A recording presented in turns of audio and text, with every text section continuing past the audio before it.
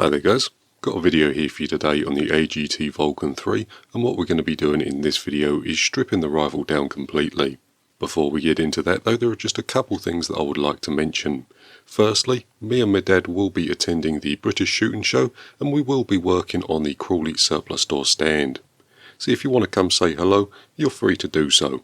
We're going to be there all 3 days, either at the Crawley surplus store stand or wandering around the show. The next thing that I want to mention is that this Vulcan 3 is one of the ones that come through Edgar Brothers. So Edgar Brothers is the main AGT importer for the UK, and this rifle came through them. And I'm only mentioning that because some people were asking if this particular rifle came through Edgar Brothers or through Vector Air, but this one came through Edgar Brothers. Right then, with that all said and done, we can begin on the strip down. So the first thing we would need to do is degas the rifle entirely. To do that, we can take a 2mm Allen key and enter it into this hole here, and in this hole here will be a small bleed grub screw. All you need to do is loosen that until the rifle starts hissing, then wait for all the air inside the rifle to leak out. As you can see from the gauge on the side here, I've already done that just off camera very quickly, just to save us a little bit of time. The next thing we can do is remove the stock. To do that, we can remove the 2 securing bolts using a 5mm Allen key. And with those loose, we can take the stock off and put it nice and safely over to one side. The next thing I'm going to do is remove the shroud and the bottle just to make the rifle a little easier to maneuver for the camera. And as we take the bottle off, just make sure that we don't lose the small O-ring in the front there. With that done, next thing we can do is unscrew the shroud. With that done, the next thing we can do is remove the air cylinder. To do that, we need to remove the trigger linkage from the trigger at the back here. To do this, what I'm going to be using is a flat-bladed screwdriver to pry apart this split clevis here. Now the split clevis will have one side with a hole in it, and the other side will have a pin in it. So what you need to do is split the clevis, and then work out which side the pin is on, and which side the hole is on. So as you can see there, there's the clevis. And on this side it has a hole in it, and on this side it has a pin in it. With that done, we can gently push the trigger linkage to one side and then loosen the 2 securing screws in the back there using a 4 and a 3mm Allen key.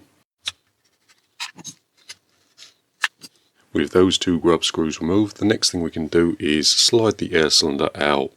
Now the air cylinder itself does have an O-ring round the end of it, so the air cylinder will be a little stiff inside the housing, but just give it a nice gentle pull and it should come out the front. So with the air cylinder removed, what we'll do now is fully disassemble this, and we'll stick the mechanical action over to one side. The first thing we're going to do is just have a quick look at the air cylinder. So as you can see here, we have a bleed hole in here. We also have another 2 bleed holes here and here, and we're just going to make a note of their relative position to the transfer port hole, which is this one here. As you can see there, they're on this side of the cylinder, so we'll just make a mental note of that. The next thing we'll do is just take a tape measure and measure the distance between this face here and this edge here. So on this rifle it's just under 30 centimeters. That measurement will just help us when we go to rebuild the cylinder to make sure that we get the length correct. To be honest with you, it's quite hard to mess up, but taking the measurement just ensures nothing can go wrong in the reassembly process. The next thing we can do is remove the dust plug for the fill cover, so that part there, and then we can unscrew the gauge using a 19mm spanner. The gauge itself does have an O-ring on the base, so just make sure that it doesn't get lost. The next thing we can do is unscrew this end from the end of the cylinder. So there we have this piece here. This O-ring here is the one that secures the air cylinder inside the front housing of the rifle, and then this one at the back is a sealing O-ring which seals in the actual cylinder itself. With that done, we can turn our attention to the other end, and we can just remove this from this end as well. Now these may be a little tight. I can do mine by hand, but you may have to either put a tight fitting drill bit or a punch in the transfer port hole just to start it off, then unscrew it by hand. And there we have it. This part has an O-ring around this section here, which again seals in the end of the tube. The last thing we can remove is the regulator from the back there. To remove the regulator, what we're going to use is an M4 bolt. Screw that lightly into the back of the regulator. And then we can just use a pair of pliers to pull on the bolt and pull the regulator out the cylinder. Like that. So there is our regulator. Now I've put this regulator on my reg tester and it's set at about 100 bar from the factory. The performance of the regulator is really quite impressive though, so we are just going to throw it in the reg tester and I'll show you how this reg performs. Right then, so we've got the regulator all pressurised up. As you can see on the gauge there, it's reading just under 100 bar. And with our little tester here, we can use this grub screw to simulate cycling the regulator. So to do that, all we need to do is take a 2.5mm Allen key and loosen the screw momentarily.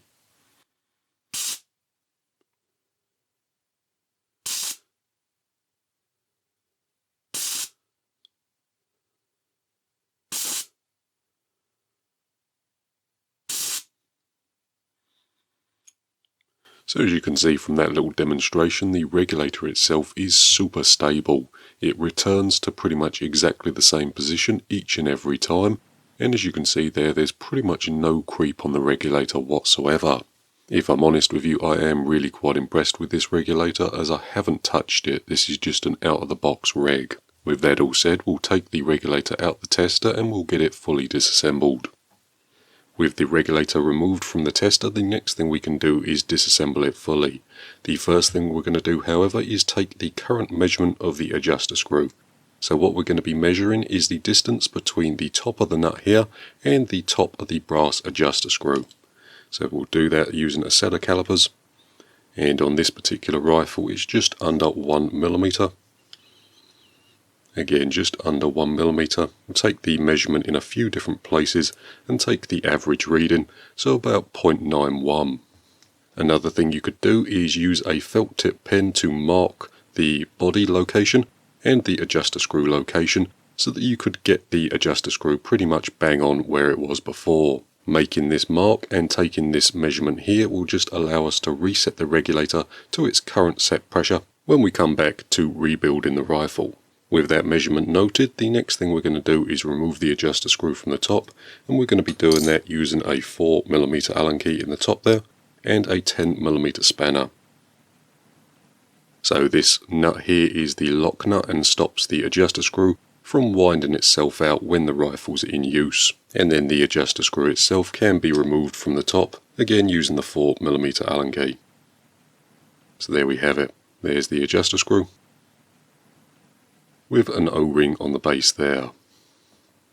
The next thing we can do is remove the piston. The first thing we need to do is remove this snap ring in the base. To do that, we're just going to be using some snap ring pliers, getting that in there and removing the snap ring. The next thing we can do is bring back our M4 bolt, screw that into the base of the piston, and then pull that out from the bottom, making sure not to lose any of the Belleville washers. And there we have the piston along with the Belleville washers. This piston has a inbuilt sealing end, so this end and this end of the adjuster screw seal against each other when the regulator is fully pressurized. With that done, that's the regulator fully disassembled. We can take a look in the body there. Everything looks really quite nicely, and as you saw from the reg tester, the regulator itself is working absolutely beautifully. So with these parts fully disassembled, the next thing we'll do is just quickly run through the leak points of all the O-rings. So as you can see here, the two end caps have O-rings, so here and here. These two O-rings here will either leak from the joint of these two components, so the joint between these parts here, or through their dedicated breathe holes. So as you can see here, we have one breathe hole here, and another breathe hole on this side. Next up we have the regulator O-rings, and the four in these two components here all leak to the same place. So we have one O-ring here, one O-ring here, one on the top of the piston and one on the bottom of the piston. If any one of these O-rings have gone bad, this bleed hole here will be leaking. So this is the regulator bleed hole, and if any one of these 4 O-rings have failed, that's where it will leak to. If this one on the end of the adjuster screw has failed, air will be able to bypass into the reg, so eventually regulator pressure will equalise with bottle pressure. The last seal in the regulator is the seal between these 2 components here. So we have the tip of the piston and the tip of the adjuster screw. If these 2 components here are forming a bad seal, you'll get excessive amounts of regulator creep. And regulator creep is defined by any regulator pressure increase after the regulator has reached its set point. So for example, if we set the regulator to 90 bar, and after 15 minutes of leaving the rifle stationary, we come back and check the regulator and it's at 95 bar, that would be regulator creep. The next thing we can do is disassemble the valve, which is this piece here. Before we get started, we are going to take a quick measurement of the current valve return spring setting. What we're going to be doing is measuring from the top edge here to this piece with all the holes in it. So just using a set of calipers, and on this rifle it works out to be pretty much exactly 21mm. And again, just under 21mm, so we'll take the measurement in a few different places and take the average result. So there we go, roughly around 21mm. The next thing we can do is use a set of snap ring pliers and just unscrew the valve return spring cap. It is a little stiff. There we have the adjuster cap. Then we have the valve and the valve return spring. So it's a fairly weak valve return spring on this rifle, but there we have it. So the valve itself has a sealing face, which is this front edge here. This seals inside the valve. As you can see there is a shiny piece of material. The valve itself seals against that piece of material and stops air from leaking out the firing valve. If you have a leak, this edge here will need to be cleaned up, and the leak itself will be probably coming out the end of the barrel. So just make a note of that. But there we have it. With the pressurized side of the rifle fully disassembled, we can now move on to the mechanical side. Before we get started, there are just 2 measurements that we need to take. So the first one is the distance between this edge here and this edge here. The next one is just a precautionary measurement, which is this one here and the end of the barrel. So on this particular rifle, the back measurement here is about 151, so 151mm. And then the front measurement, this one here, is about 172, so 172mm from this front edge here to the end of the barrel. This measurement here is pretty much set by this plastic cheek piece here, although we're taking it now just as a precaution, as you do still have a little bit of movement back and forward. If the front block here isn't put back in the same position, the trigger may need adjusting, and so may the actual cocking linkage, this one at the top here. It's not a big deal to reset these 2 pieces, but it's just a lot easier to use the factory measurements. The next thing we'll do is remove this top rail here. That's done by loosening and removing these 2 bolts here using a 3mm Allen key. And the bolts themselves are exactly the same length. With that done, the next thing we'll do is remove the cocking linkage, and to do that we're going to be using a T20 Torx bit. And with that screw loose, we can now flip the block up and remove the pivot for the cocking arm. To begin with, we'll use a 2mm Allen key in this hole here. So that's just this hole in the back of the action to remove the locking grub screw. And then again we can use our 2mm Allen key to remove the pivot. And there we have the pivot pin there. Now as we remove the cocking arm, be very careful as there is a small shim washer just on top of the cocking arm. As you can see there, that shim washer needs to be in place just to remove the play up and down in the cocking arm. With that done, we can remove the cover on the other side, again using our T20 Torx bit. And we can put that nice and safely over to one side. The next thing we'll do is remove the plastic cheek piece by removing the 8 bolts and that's done with a T10 Torx bit.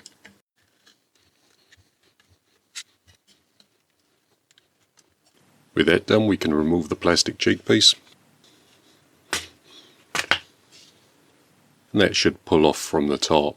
If you pull it at one end to begin with, it may lozenge and get stuck between the two blocks, so just pull it evenly off from both sides. With that done, the next thing we can do is separate the two halves of the block. To do that, the first thing we need to do is flip the block up and remove this grub screw from the front here using a 2mm Allen key. This may be held in from the factory using blue Loctite, so just be careful as you undo it. The next thing we need to do is loosen these 4 securing grub screws at the back here, and that's done using a 3mm Allen key. As you loosen this last grub screw, the two parts will become floppy, so just make sure that you're holding onto them nice and securely. And then with that done, we can simply, nice and carefully, making sure that the trigger linkage isn't caught on anything, separate the two halves of the block. So there we have the rear half, and there we have the front half. With that done, we can remove the barrel from the front block here by simply loosening the 4 securing grub screws in the top there.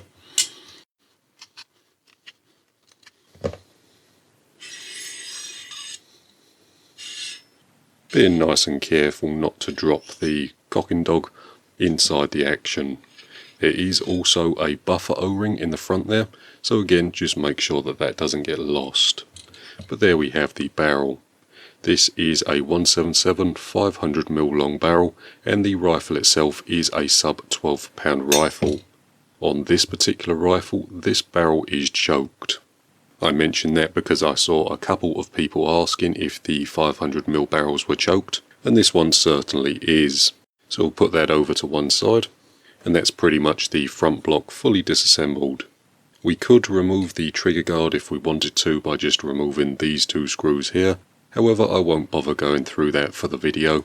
The only thing that I will say is this little piece here controls the return spring pressure on the trigger, so loosening that will cause it to spring out. And this little adjuster here does give you a small amount of adjustment to the trigger weight. With that done, we'll put this block to one side and continue work on the rear block. With that all done, the last thing we can do is disassemble this rear block here. The first thing we'll do is remove the cocking rod from the top. To do that, we're going to be taking a 4mm Allen key and removing this back cap here. The next thing we can do is take a T20 Torx bit and remove this screw from the rear of the action, so just that one there. As you remove that, just keep a firm grip on the rod itself, as it will want to pull out once the screw has been removed. And I will mention that the screw itself may have blue Loctite on it from the factory. With that done, we have this rod here, and the rod itself does have a locking grub screw in the back. This grub screw stops this piece from rotating on the rod itself, so it keeps the length of the rod fixed. The next thing we're going to do is remove the brass pellet probe from inside the block. To do that, we're going to be removing this spring plate here using a T10 Torx bit. And then we can use either a blade or a small flat bladed screwdriver to remove the spring plate and put that safely over to one side. Next thing we can do is remove this ball bearing from the side here, and we're going to be doing that just with a magnetized screwdriver.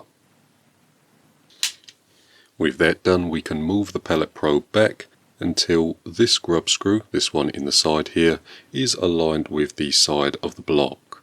So as you can see there, we can see the head of the grub screw from this side. We can then undo that using a 2mm Allen key. And then that's the grub screw taken out from the side, so it's a dog pointed grub screw. With that done, we can just push the pellet probe out the front of the action. Being nice and careful, as it will have a fair amount of grease around it, but we can put that nice and safely over to one side. With that done, we can flip the block over and start work on this side. To begin with, we're going to be removing these 2 plates here using a T10 Torx bit to remove the 5 securing screws.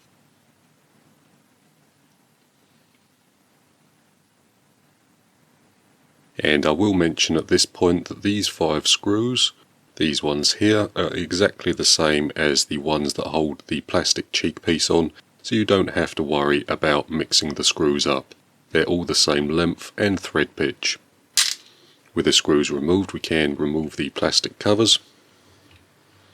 With that all done and out the way, the last two things we have in the rifle are the hammer spring, and then the trigger mechanism. If we take a look at the trigger, we can see that the rifle is cocked as the sears are engaged in the top there. So what we're going to do is just hold the trigger back with our fingers and then just push the trigger like so, and that should allow the rifle to fire and decock it. And then again you can see in the side there that the sears are no longer engaged. So that's a cocked rifle, and then we take the trigger, depress it like it would be depressed with a trigger installed. That's a uncocked rifle. The next thing we can do is remove the trigger unit itself, and that's done by removing the two securing screws in the bottom using a T10 Torx bit. Again, these screws are slightly longer than the other ones, although they are obviously different. With those two removed, we can just simply pull the trigger unit out as one piece and lift it off from the block. So there we have it. We won't be disassembling the trigger in this video, as it does involve removing some pins, banging out some other parts, so we're not going to be doing it. Fundamentally, there is no reason why you would ever need to disassemble your trigger. It's a sealed unit, so we're going to be leaving it as is. The next thing we're going to be doing is removing the hammer and the hammer spring from the back of the rifle there. To begin with, we'll loosen this bolt in the back here using a 3mm Allen key. And that allows us to adjust the hammer spring setting at the back here. With that done, we can remove the hammer spring adjuster from the back of the rifle using a 5mm Allen key. So there we have the hammer spring adjuster removed from the rear of the rifle, and there will be a small top hat spring guide in the back here. This one is the factory one that comes fitted to the rifle, however it did make a slightly different one out of PTFE, so my one looks a little different. With that done, we can flip the block over and remove the cocking peg from the hammer. Again, that's done using a T10 Torx bit, and this will be done up nice and tight from the factory, and with a little bit of Loctite, so just be careful as you remove it. But there we have it, so that's that removed. With that done, the hammer and the hammer spring can be tipped out of the rear of the rifle. So there we have the two components there. This end is the hammer spring end, and this end is the striking face of the hammer. So they go together like so. With that done, there's just a couple more things that we could remove from the block if we wanted to. We have the magazine D10 at the base here. That can be removed by removing this grub screw in the bottom. There will be a spring beneath that along with the brass plunger.